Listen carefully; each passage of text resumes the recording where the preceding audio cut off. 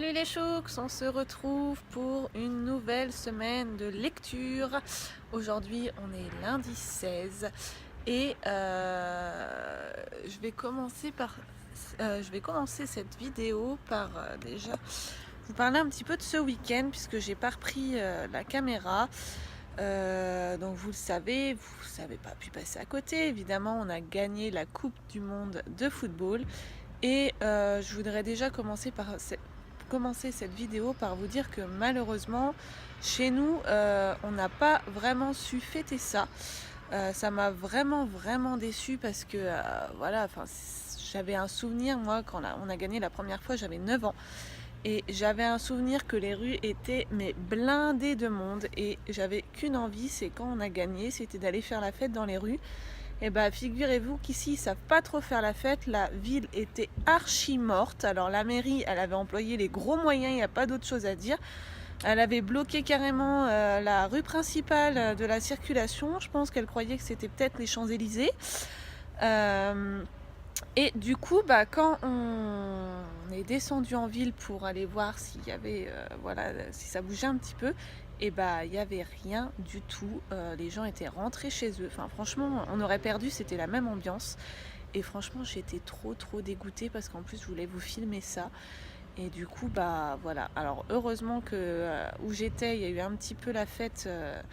À la demi-finale parce que quand je vois l'obtention de la coupe, ce que ça a donné, j'étais vraiment très déçue. Donc si vous avez pu fêter ça dignement, et mettez-le en commentaire, ça me mettra un peu baume au cœur parce que je peux vous dire que le lundi il est un peu dur, je reste sur une note vraiment très déçue. Donc allez, faites-moi plaisir, dites-moi que vous êtes amusés. Bon bref, c'est une chaîne de lecture, c'est pas une chaîne de foot. Donc j'ai mon chat qui est vautré, je vais vous montrer. Voilà ma bête sauvage. Vous avez vu que voilà. Mon Dieu. Donc du coup j'ai fini Quand le vent caresse mes cheveux de Sophie Auger en e-book. Je me suis régalée, c'était une super lecture feel good. J'en avais marre un petit peu des romances là. La semaine dernière j'ai lu que des romances, j'en avais un petit peu ras-le-bol. Donc là ça a tombé à pic, ça m'a fait du bien cette lecture feel good. Et voilà, si vous avez une liseuse, ou même il est sorti en papier, mais foncez quoi. Il est vraiment très bon.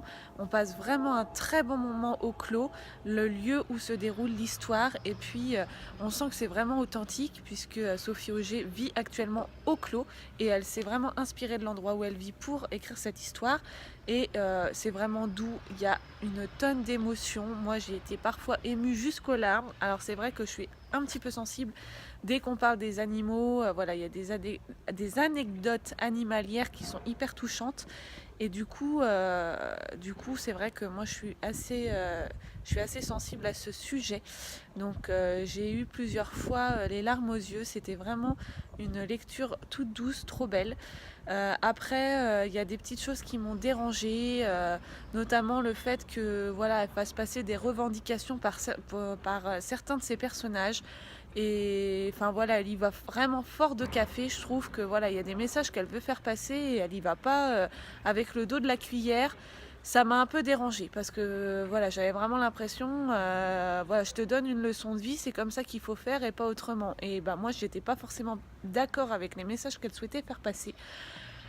Donc c'est ce qui m'a un petit peu déçue. Je pense que si j'avais pas eu ça à redire, ça aurait peut-être été un coup de cœur, mais malheureusement, il y a des moments où voilà, elle y allait un petit peu trop fort.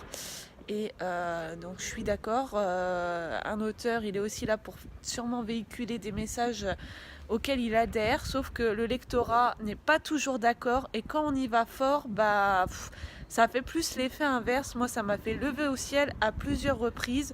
Elle a des idées bien fixes sur des choses, mais moi, j'ai pas adhéré à tout. Donc, c'est un petit peu ce qui m'a dérangé dans cette lecture, et je trouvais que voilà, ça n'était pas obligatoire de passer par là. Voilà pour mon avis sur cette lecture, mais même si j'ai eu vraiment un petit peu de mal avec ça, sachez que j'ai quand même passé une très bonne lecture et que voilà, je le recommande bien sûr, c'est vraiment tout doux, ça se lit très vite. Aujourd'hui, je commence une nouvelle lecture, donc je complète mon challenge Vite ta palle. Donc là, c'est le challenge du mois de juillet où il fallait que je choisisse un livre avec un contexte historique, donc quelque chose qui se passe dans le passé. Et j'ai choisi Belle Époque de Elisabeth Ross, publié chez Robert Laffont aux éditions Robert Laffont à la collection R. Je sais juste que ça se passe durant la Belle Époque, donc juste avant la Première Guerre mondiale, et c'est au moment de l'exposition universelle, donc là où la Tour Eiffel est construite et que on va suivre une jeune fille qui a quitté sa Bretagne pour échapper à un mariage forcé. Elle arrive à Paris où tout est merveilleux, voilà, elle est émerveillée par tout ce qu'elle voit, sauf qu'elle n'a pas un sou en poche et qu'elle va chercher absolument un travail, et elle va tomber sur une petite annonce très inhabituelle et qui laisse des sous-entendus peut-être un peu malsains, je sais pas, après c'est moi qui l'ai interprété comme ça. Et comme elle n'a pas trop le choix, elle va accepter. C'est un petit peu à la plume de... Enfin, pas la plume, mais en tout cas, c'est inspiré d'une nouvelle de Émile Zola.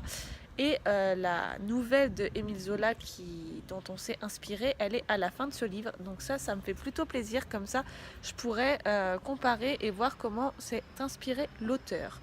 Donc là, il fait un peu plus de 410 pages. Donc je pense que il va... Bon, après, c'est écrit assez gros dedans.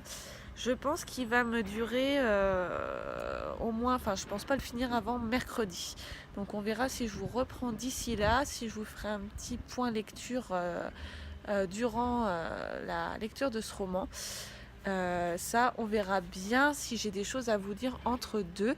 Et j'ai aussi autre chose à vous dire maintenant, c'est que j'ai reçu un petit colis, et si vous avez vu mon weekly vlog de la semaine dernière, vous devez savoir ce qu'il contient. Donc je reviens, je l'ouvre et je vous montre ça tout de suite. Voilà, je vous retrouve toujours avec mon fauve. Non mais regardez-moi ça. Regardez-moi ça, ce bidon là. Ah, ma beauté. Dis donc. Pas malheureuse toi, hein? Oh bah oui. Oh bah oui. Bon, revenons à nos moutons. J'ai ouvert le colis. Donc voilà. Il est ici. Et je l'ouvre. J'espère qu'il est en bon état parce que il m'est déjà arrivé plusieurs fois de commander des choses chez Amazon et qu'il n'arrive pas terrible. Et voilà, c'est le 5e tome des Héritiers, puisque comme je vous l'avais dit, j'avais été j'étais trop restée sur ma faim pour le tome 4, et du coup j'avais sauté sur le tome 5. Alors par contre, il est juste énorme quoi. Il est juste énorme. Mais voilà, je suis trop contente. Je vais enfin pouvoir finir cette saga. Alors je ne le lirai pas tout de suite, mais je pense que je le lirai quand même soit fin juillet, soit en tout cas durant le mois d'août. Cet été, il sera lu et j'aurai fini cette saga cette année. Et il me tarde de le lire puisque la fin du 4, elle était juste horrible. Allez, je fonce sur le début de la lecture de Belle Époque. Je vous laisse et puis je vous retrouve très vite. Doudou. Hello, on se retrouve aujourd'hui, on est mercredi. J'ai fini hier Belle Époque. J'ai juste adoré, pour vous dire, je l'ai lu en 2 jours. Je l'ai fini hier soir et ça a été vraiment presque un coup de cœur. D'ailleurs, je vais vous en dire un peu plus sur le résumé parce que il est possible que j'avais pas tout compris en le lisant, et en fait, dès les premières pages, j'ai un peu plus approfondi la question. Donc en fait, quand je vous ai dit que Maud allait postuler dans un travail à des buts malsains, c'est vraiment le cas, mais je m'attendais pas forcément à en fait ce milieu-là. Il s'agit en fait d'une agence qu'on appelle l'agence des repoussoirs, qui en fait embauche des jeunes femmes, l'aide pour qu'elles soient louées par des femmes de l'aristocratie, afin qu'elles paraissent plus belles, qu'elles servent en faire valoir. Donc en fait, elles louent une jeune fille laide pour qu'à côté, elle paraisse super belle. Donc c'est vrai qu'au premier abord, on se dit qu'est-ce que c'est que ce délire? Et en fait, cette histoire, elle est extrêmement bien ficelée parce que déjà, on est rentré dans le vieux Paris. Je trouve que enfin voilà, la description des lieux est top. On en vient très souvent à la construction de la Tour Eiffel. Et vraiment, je suis rentrée dans cet univers comme si je me baladais dans les rues de Paris au 19e siècle. J'ai trouvé ça extraordinaire. Et les valeurs qui sont véhiculées dans ce livre, enfin voilà, c'est vraiment hyper fort. Comme vous voyez, le sujet traité, il est quand même, on se dit waouh, là le truc de dingue quand même. Aujourd'hui, c'est clair qu'un truc pareil, ça ferait clairement scandale, mais en fait, on se rend compte qu'on peut faire des parallèles avec la vie d'aujourd'hui, la société actuelle qui voilà, mettent en avant surtout les belles femmes dans les publicités, etc. Et il y a un message qui est véhiculé qui est extraordinaire, qui est vrai, que j'ai trouvé vraiment touchant. Et au-delà de ça, vous avez une vraie histoire d'amitié, vraiment, enfin voilà. J'ai trouvé extraordinaire ce livre, il est touchant, il est addictif, il m'a ému et j'ai rien à lui reprocher du tout parce que je vous dis, il fait 416 pages et je l'ai bouffé en 2 jours. J'avais tout le temps envie de savoir ce qu'elle allait devenir Maud. Elle est embauchée par une comtesse et voilà, elle va devoir jouer un double jeu avec une autre personne, elle va devoir trahir pour s'en sortir, mais à côté de ça, enfin voilà, tout ce qu'elle peut avoir dans la tête et c'est extraordinaire. Je suis vraiment pas passée loin du coup de cœur, je sais pas trop ce qui me manquait. Peut-être parce que c'est pas mon style de lecture d'habitude. Mais en tout cas, je peux vous dire que j'ai vraiment adoré cette lecture. C'était super génial. J'avais quelqu'un, je sais plus, dans les commentaires qui m'avait dit qu'il attendrait mon avis pour l'acheter. Ben, si tu repasses par là, tu peux y aller les yeux fermés. J'ai vraiment adoré. À la suite de ce livre, on retrouve la nouvelle Les Repoussoirs d'Émile Zola, donc, qui a inspiré l'auteur. Et je l'ai lu. Alors forcément, le langage n'est pas le même, c'est moins facile à lire. Et effectivement, c'est lui qui a créé l'univers de l'agence des repoussoirs, tout ce qui est au-delà de cette idée.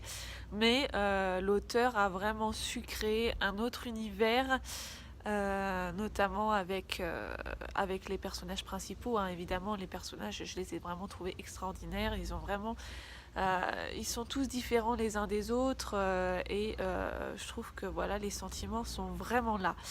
Donc vraiment, c'était une super bonne lecture. Donc là, sur mon compte Instagram, je vous ai demandé de choisir entre 2 nouvelles lectures que j'ai piochées dans ma bookjar. Et ma bookjar m'a sorti De Marie sinon rien de Adèle Parks aux éditions Piment. Et le deuxième,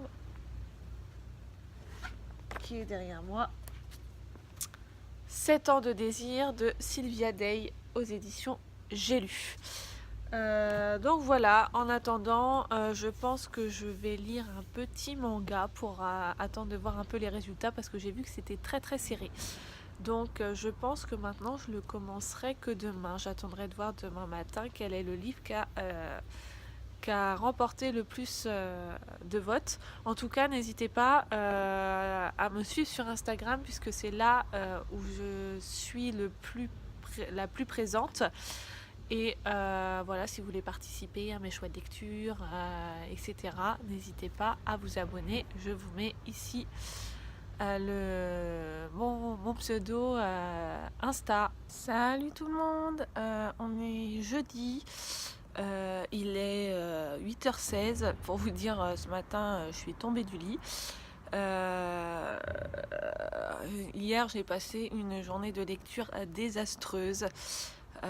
Donc je vous explique, je vous avais dit que j'avais fini Belle Époque et en fait je vous avais dit que c'était pas un coup de cœur et en fait je pense que si, c'est un coup de cœur puisque depuis que je l'ai fini j'arrête pas d'y penser et moi l'effet coup de cœur en général c'est au moins 2 jours après l'avoir terminé et là je me rends compte qu'en fait j'ai vraiment adoré cette lecture. Et en général, quand j'ai un coup de cœur, les lectures qui suivent sont un petit peu difficiles. Donc du coup, sur Instagram, on m'a choisi, tant bien que mal, 7 ans de désir de Sylvia Day chez J'ai lu. Et au bout de 50 pages, ça l'a pas fait du tout. Alors, pas que j'ai pas aimé, je pense que tout simplement le style ne me convient pas. Parce qu'en plus, c'est encore dans le genre historique. Et étant donné que je sortais déjà d'un roman historique, celui-là, enfin, je suis pas rentrée dedans du tout. Et puis là, le fait que ce soit vraiment une romance historique, enfin, je sais pas, je suis pas rentrée dedans. La plume, j'ai trouvé hyper pompeuse. J'ai pas du tout eu envie de poursuivre, donc je me suis arrêtée. Pourtant, j'ai horreur de ça. Abandonner un livre, c'est vraiment un truc. Il y a des lecteurs qui le font très facilement, et moi, j'ai vraiment, vraiment du mal à arrêter un livre. Mais voilà, je me suis dit que j'avais pas à me forcer. Et puis c'est vrai que j'ai tellement de livres dans ma bibliothèque que si vous voulez, je me suis dit que ça valait pas le coup de rester 10 ans là-dessus. Donc du coup, j'ai arrêté et j'ai enchaîné avec Emma 2.0 de Chloé Seeger chez Pocket Jeunesse. Et ça a été encore pire. Pareil, j'ai lu 50 pages et je me suis dit qu'est-ce que c'est que ce truc. Je suis juste dégoûtée parce qu'en plus c'est un livre quand même que j'ai acheté la semaine dernière, que vous avez vu dans mon unboxing. Et je suis juste dégoûtée parce que c'était une des premières fois que je lisais un livre que j'avais acheté tout de suite. Et honnêtement, mais ça a été détestable, détestable.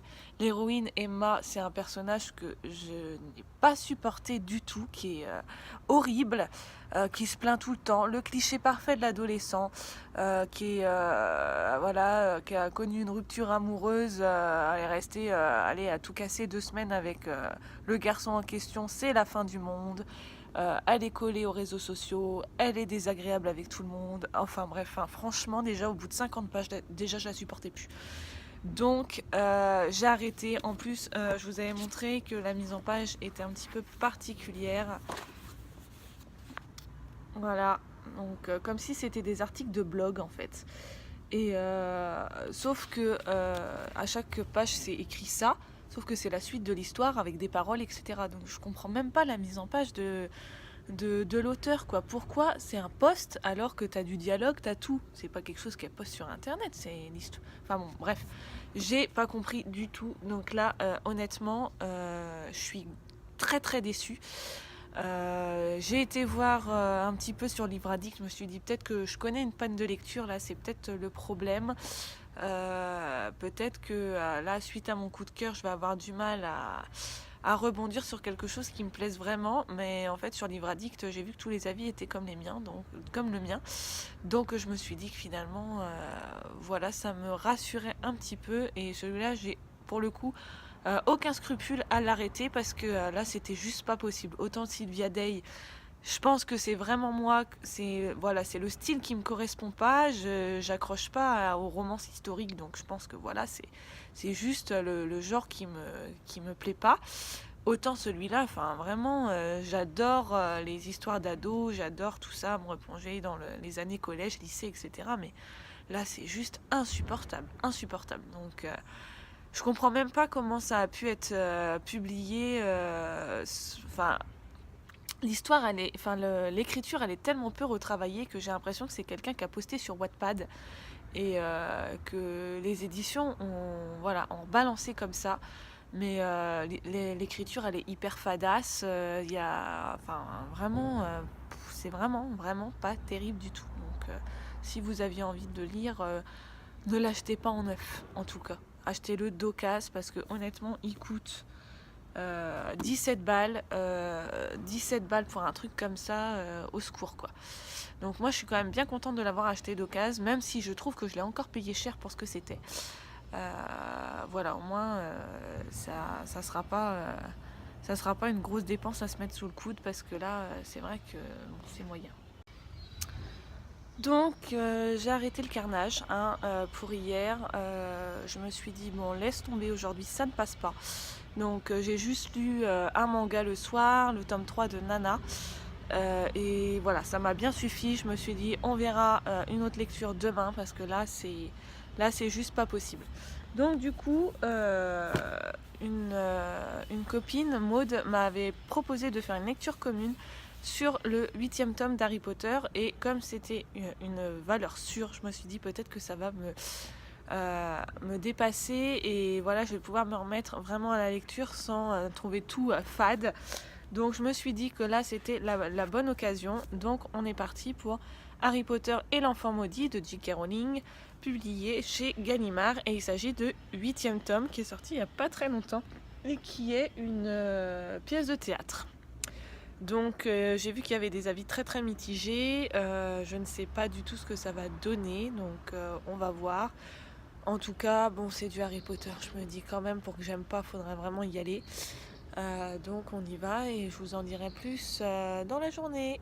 Salut, on est vendredi, veille de week-end, et je viens vous reparler du livre que j'ai lu hier. Vous le savez, je vous l'avais montré. C'est le dernier tome d'Harry Potter, Harry Potter et l'enfant maudit, publié chez Gallimard. Et bah, sans surprise, je l'ai lu en une journée.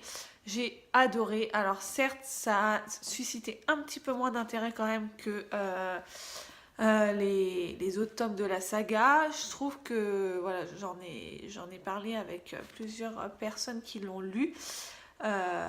Notamment Maude, avec qui j'ai fait une lecture commune, et on est assez d'accord que ça fait type un peu fanfiction, puisqu'en fait on retrouve les personnages principaux 18 ans plus tard, je crois que c'est ça, 19 ans plus tard, et donc du coup ils ont tous fait leur vie, ils ont tous des enfants et ils ont tous un métier, et on va suivre en fait principalement le fils d'Harry.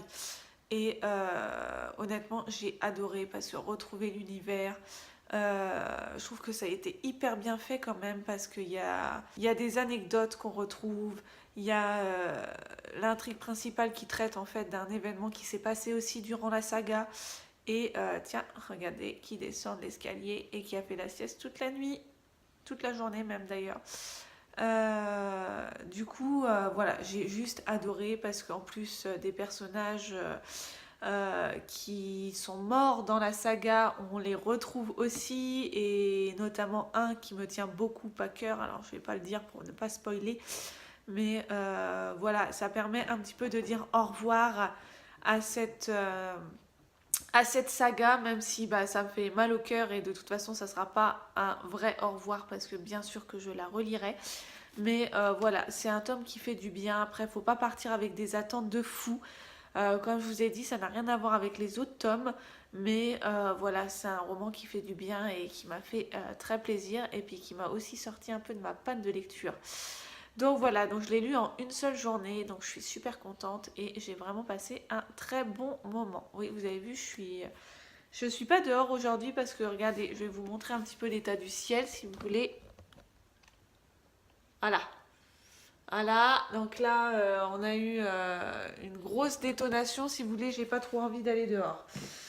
Ce matin, du coup, j'ai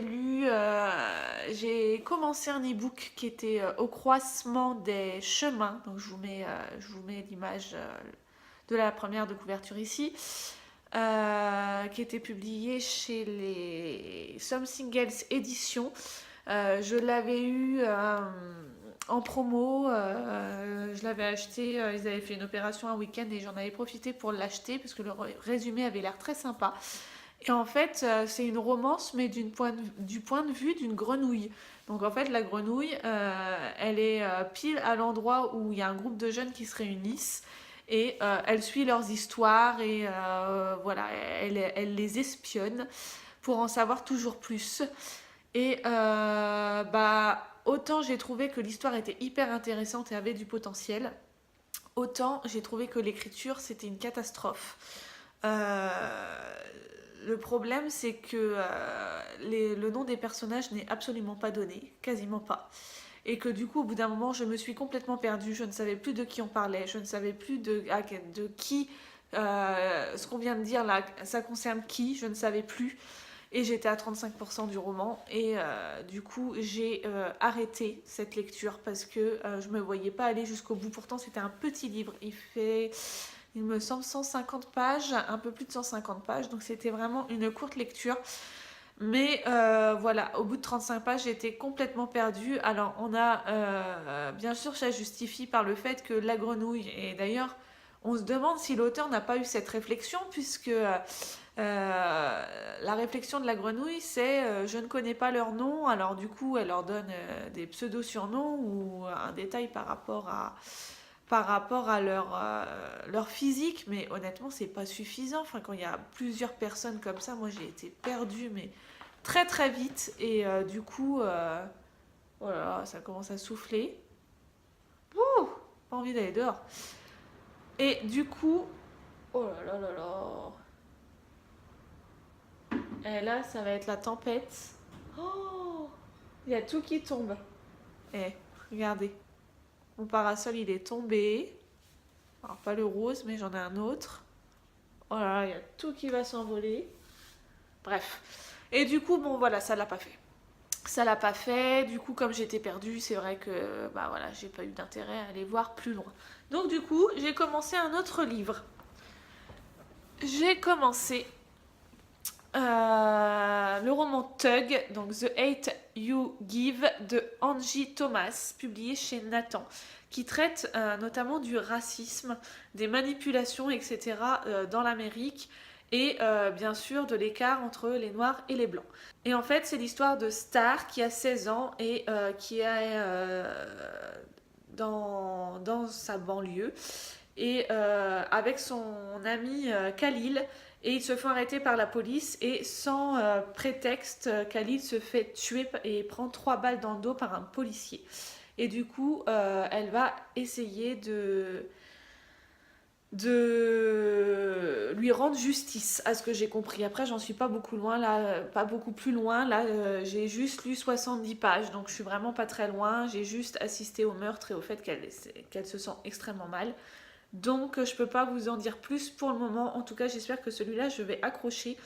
Le langage est extrêmement familier, qui colle bien aux stéréotypes qu'on peut se faire de la banlieue.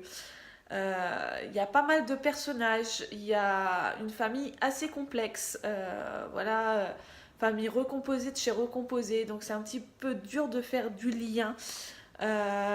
Mais voilà, je m'accroche. Il a tellement. Là, je viens juste d'aller voir sur Libre Addict. Il a, je sais pas, sur 50 bons commentaires, il y a une personne qui dit qu'elle est passée à côté. Donc je me dis, franchement, il faut que je m'accroche. Je veux vraiment aller jusqu'au bout et j'espère que, voilà, j'espère que ça va être bien. Donc, à mon avis, il est gros. Il fait presque 500 pages. Donc, je pense que mon avis sera pour le vlog de la semaine prochaine. Donc je pense que je ne vous reprendrai pas d'ici là parce que le week-end je lis moins. Donc on se retrouve la semaine prochaine pour un nouveau vlog. Je vous embrasse.